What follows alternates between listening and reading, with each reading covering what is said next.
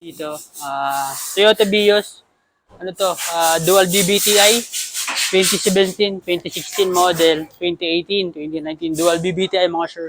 So, iba-vlog ko lang, i-share ko lang kung ano yung naging experience namin dito sa shop. Na lagi namin na-encounter about dito sa Toyota Vios na dual BBTI, pati dun sa dual BBTI na Avanza.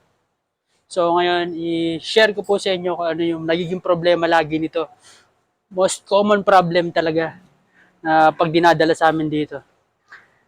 Nagluloko yung RPM, palyado. Kadalasan namin na-encounter dito mga sir. Ito ang spark plug niya, denso. Madalas mapudpud yung positive electrode niya. Kaya nagkakaroon ng palya. Yan ang madalas na pupudpud mga sir. So yun, lagi namin na-encounter to sa BIOS na ganito. Dual BBTI mga sir.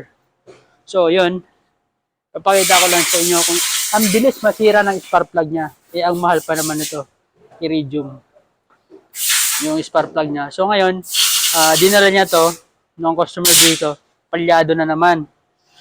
Ito naging problema niya. Putol yung spark plug. Yung thread na iwan sa loob. So yun, tatanggalin natin yan. Yun, naiwan dun sa loob, yung thread, yung kaputol nito. So, tatanggalin natin yan. Gagamitin natin siya ng easy out. Grabe yung dulo niyan. Makikita nyo, yung dulo ng spark plug niya. Talagang wala na. Yan ang madalas na sira o madalas na encounter namin dito sa shop. Itong BIOS na to na dual BBTI, Avanza na dual BBTI. Basta 2016 pataas na BIOS saka Avanza. Ito nagiging problema nito. Madalas. Spark plug, nagiging issue agad. Madaling mapundi. Saka, yung coil, bibihira naman eh. Itong coil niya. Ito nga, nilagyan na to ng sealant. Kala niya na singaw. So, yung naging problema talaga is spark plug. Kaya, namamalya. Sabi ng customer, walang puwersa. Binibitin.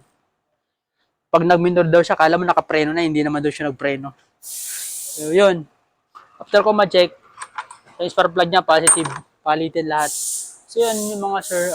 Ito lang talaga yung madalas kong ma-encounter dito sa shop. Siguro ko mga 10 BIOS na dual BBTI na ganito naging problema. Dito lang sa shop namin, hindi ko pa alam sa ibang lugar. Dito lang sa shop namin yun na naging problema. Pare-parehas ng problema. Tapos, madali din bumigay nito yung mga engine support niyan. Yung support, saka dun sa transmission support. Yan din, isa pa rin yan. Pero talaga, most common talaga. Itong spark plug mga sir. Kaya, sinishare ko lang po yung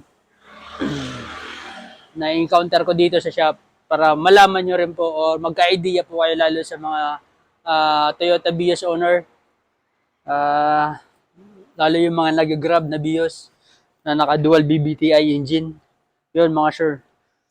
Pag namalya po yan, pacheck nyo agad yung spark plug. Kahit 2 buwan pa lang yan, nakakapalit nyo pa lang. Lalong araw-araw nyo biyahe, pacheck nyo agad mga sir. Para di na dyan ka problema. Ay hindi kayo tirikan. Tulad nito, kakapalit lang daw nito. Dinala dito sa yung palyado. Pag di spark plug, wala, upod-pod yung dulo, naubos. Kaya palyado. Kasi ang layo na ng gap eh.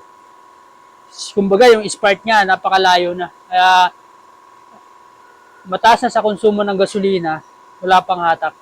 So yun mga sir, then ko lang mapalitan natin yung spark plug. Sinishare ko lang po kung ano po yung na-experience ko. Sana po may matutunan kayo o makakuha po kayo ng idea. Maraming salamat po. Update po kayo maya-maya. Mga sir, yung spark plug niya. Ito yung ikakabit natin, NGK. Mas matibay ito.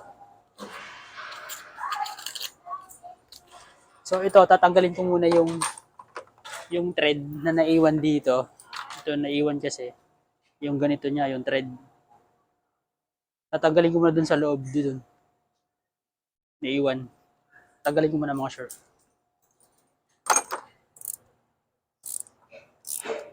Ginamitan ko to mga sir ng easy out. Tanggal natin.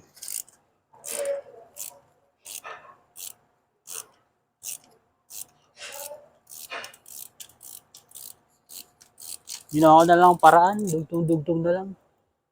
May labas lang siya. Ito mga sir. Ito, nakikita nyo to. So ito din, ginawa ko lang ng paraan to eh. Pang pihit. Ito siya. Spark plug niya, number 2. Ito na lang natira. Itong ceramic na lang yung gitna. Ito yung naiwan sa loob, naputol. Puputol talaga to katagalan. Yan. Matagal na tong putol. Kasi may nagkaroon ng kalawang. So yun. Talaga kadalas. Kahit sa Wigo nangyayari to. Wigo, Toyota Vios, Avanza. Puputol yung ganito niya. So yun mga sure. Palitan na natin siya ng spark plug. So hindi nyo na kailangan magbaba ng cylinder head para makuha to. Pag naputol. Ibitan nyo lang ng easy out mga sure. Labas na po yan. So, kabit ko muna yung spark plug na 4 mga sure. Ito na po yan. Kabit ko muna. Ito mga sure yung spark plug niya. Laser Platinum in GK. Parehas na parehas yan nito. Ito na lang gagamitin natin. Mas maganda to. Mas subok namin, mas matibay.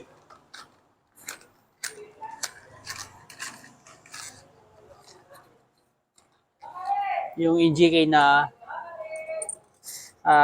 Laser Platinum. Yung kakabit natin. Yan mga sure. Kabit na natin.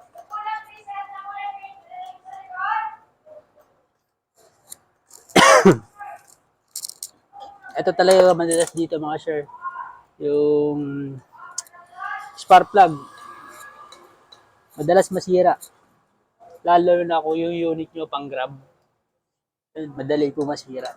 Kaya lagi nyo papacheck. Baka kung ano palitan, spark plug lang pala.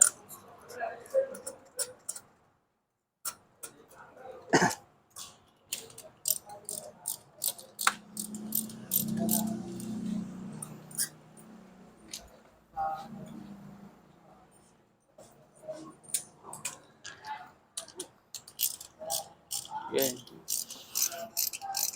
Sabi. So meron din nabibiling fake. May nabibiling fake. Ito, peke. Denso. Basta Toyota din yung tatak. Pero packing lang yun, mga sure. May peke niyan.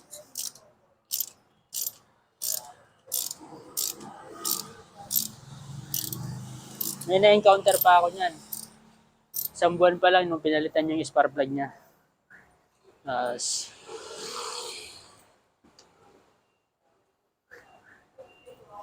Isang buwan pa lang nung pinalitan niya, sabi niya nga, namamalya na naman.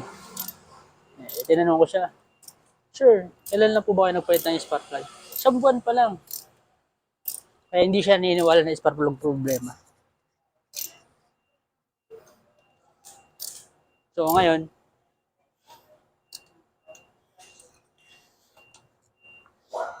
hindi niya pinapalitan. Kasi okay pa daw yung spark plug. Hindi, umuwi siya. Dito sa bahay nila. Amalya ulit.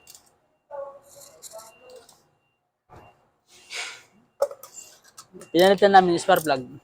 Pinabalik ko dito, pinalitan namin. Umayos! Sa mga paniwala eh. Dual BTI, yung ano niya, Avanza.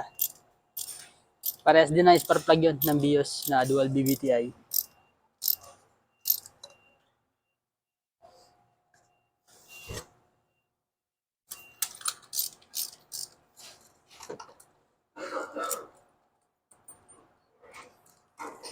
Ngayon lang, share ko lang yun mga sure.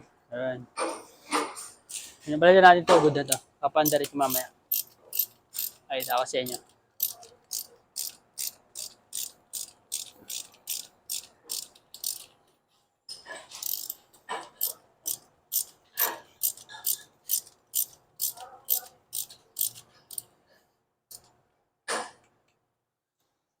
Update kayo mamaya mga sir kapag nandito. Paandarin ko na.